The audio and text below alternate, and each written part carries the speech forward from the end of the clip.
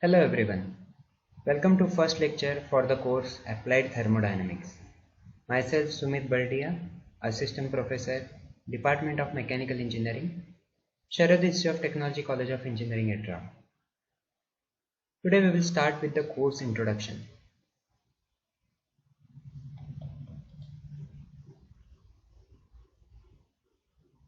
Before starting the syllabus, first we need to understand course structure, course objectives, course outcomes and grading. Course objectives. Course objectives are categorized according to the chapter description. Our first objective is to learn about first law for reacting systems and heating values of fuels. In that, we need to understand the basic concepts and laws of thermodynamics, which is required to connect further lectures.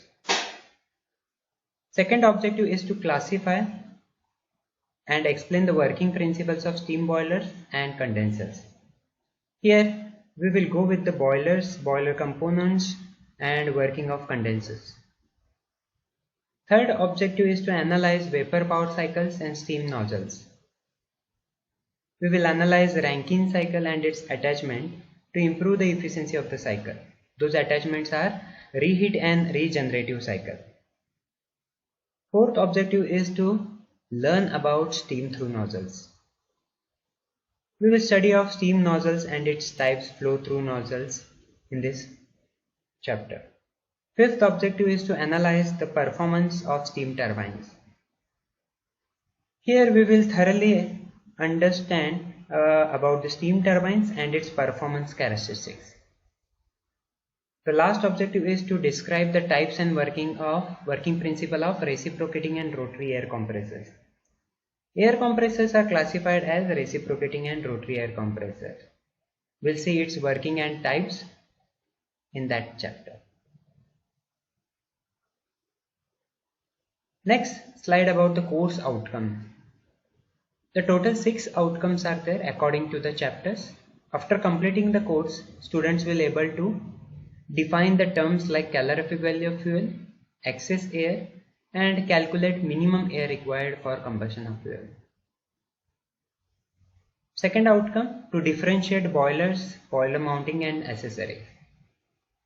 Third, to analyze vapor and gas power cycles like Rankine-Brayton cycle. Fourth outcome is to analyze the performance of steam nozzles. Fifth, to explain working principle of steam turbines. And the last outcome is to classify air compressors and differentiate between the reciprocating and rotary air compressors.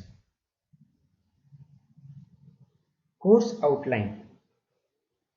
This course is divided into 6 chapters. That is, first one, fuels and combustion. Second, steam generators, in that boiler draught and performance of boilers. Third, vapor and gas power cycles. Fourth, steam nozzles.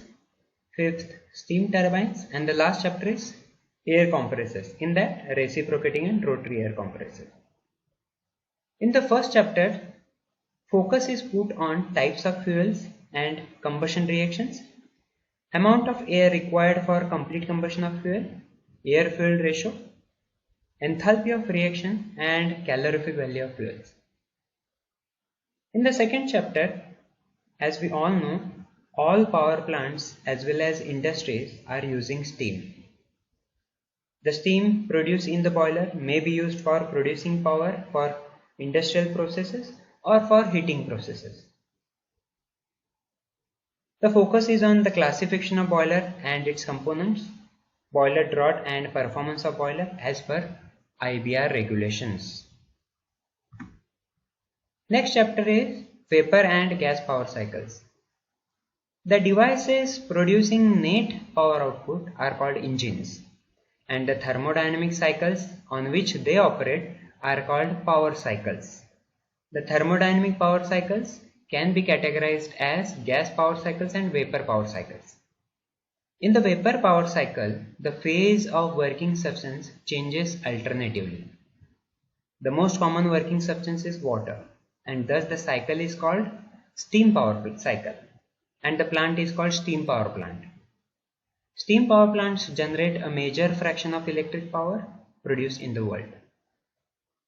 In these chapters, we need to focus on ideal Rankine cycle, reheat and regeneration, and the calculations of performance parameters. Fourth chapter belongs to steam nozzles. Nozzle. A nozzle is a device of varying cross-sectional area in which the pressure energy of fluid is converted into kinetic energy. Nozzles are used in steam turbines, gas turbines, jet engines, flow measuring devices, fuel injection and carburation systems of ICE engines, spray paintings, etc.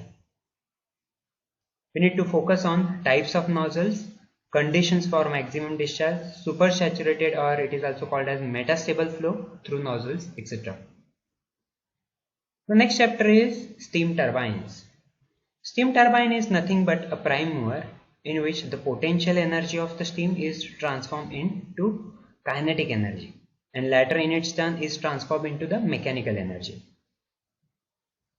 Steam turbines are used to drive electric generators in the power plants to produce electricity. In this chapter, we need to focus on classification of steam turbines and its compounding, velocity diagrams, condensers and cooling towers, etc. Last chapters is about the air compressors, which is categorized into two groups, reciprocating and rotary air compressors. Air compressors are used to increase the pressure of air by using mechanical means. It is categorized, as we already discussed, that is reciprocating and rotary air compressor. We need to focus on classification of both the compressor and its performance. Next slide is about the grades. As per the university, the course is having a weightage of 100 marks and it is distributed as end semester exam 60 marks, mid semester examination 20 marks, continuous assessment 20 marks. Textbooks and reference books. For the subject Applied Thermodynamics, several books are available in the market, but most of them either lack in proper subject treatment or the solved examples are small in numbers and their solutions also are too difficult to understand. So for a proper understanding, students are requested to refer the following listed books.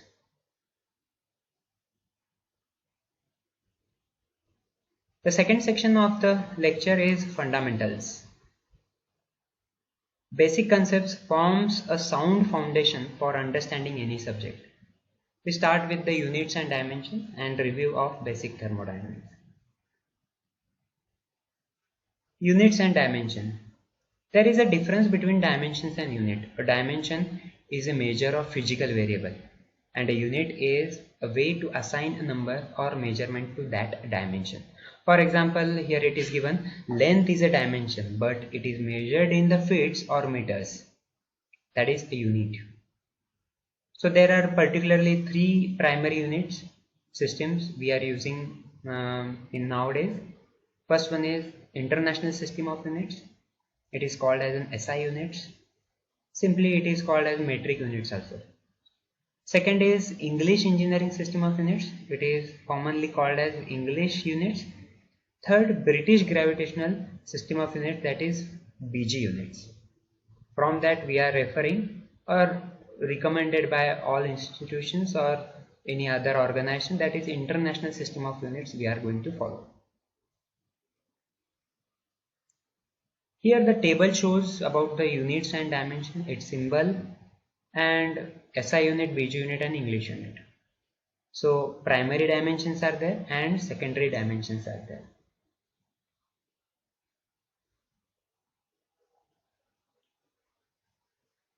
Next slide is about the basic thermodynamics and the energy relations. Thermodynamics is nothing but a science of energy, and energy is nothing but the ability to cause changes. So again, the thermodynamics are categorized into classical thermodynamics and statistical thermodynamics. Classical thermodynamics does not require a knowledge of behavior of individual particles, but the statistical thermodynamics is based on the average behavior of large group of individual particles.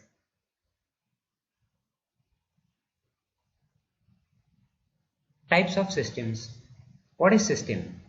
A system is a region of space, a quantity of matter, a chosen for a study. Surrounding is outside the system is nothing but surrounding, a mass or region outside the system. Boundary, here the boundary dotted line indicates a real or imaginary surface that separates the system and surrounding. The boundary may be fixed or movable.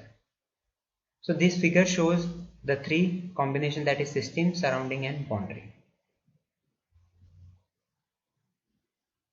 Types of system, in that there are total 3 types of systems are available, that is closed system, open system and isolated system.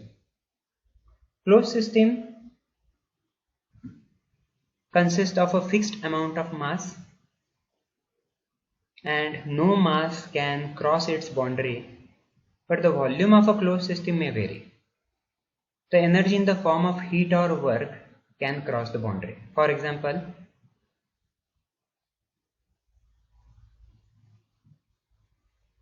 three examples are shown here. Gas trapped in a cylinder piston device. So system, a fixed boundary is there, mass is fixed, boundary is movable here. So volume may vary and the boundary may be movable. Similarly for pressure pan and pressure cooker also. So they are considered as a closed system. Next system is open system. Mass as well as energy can cross the boundary, but the boundary of open system is fixed. So in open system the boundary is fixed, but we have seen earlier that is closed system, the boundary is movable, mass is constant, mass is same. Okay, so open system, here the example is given, flow through tube or flow through nozzle. Here fluid in and out may take place, but the boundary is fixed. Energy can in and out, energy is transferable. Also one more example, that is water boiler. Water entered into the boiler and the steam leaves from the boiler. So mass is changing here, mass vary, can cross the boundaries. So for open system, mass as well as energy can cross the boundary, but the boundary of open system is fixed, that you need to remember. Third system is isolated system. Here neither energy in any form nor any mass exchanges with the surrounding. By definition, the universe can be considered as an isolated system. So here the example is given, thermos flask, which is the best example for isolated system. Neither mass transfer nor energy transfer is taking place in this system. We will see a short video on basic thermodynamics.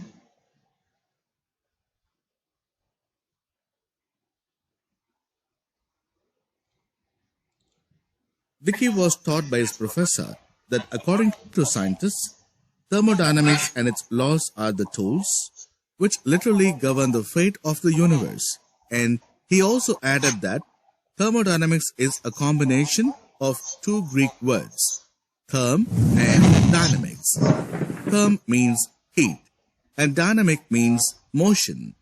So, thermodynamics means motion of heat, which means movement of heat. But he didn't understand clearly and therefore asked a fire about it. Hey fire, my professor told me that therm means heat that I can feel near you. But he also said that you can move. How is it possible? See, I can move wherever I want, but how can you move? You have moved from here to there using your legs, which I can see. Just like that, my heat energy moved from my source point to that end by the law of heat transfer by conduction, which you cannot see. You can only feel it. Did you? Yes, you're right. This is what your professor meant when he explained about thermodynamics.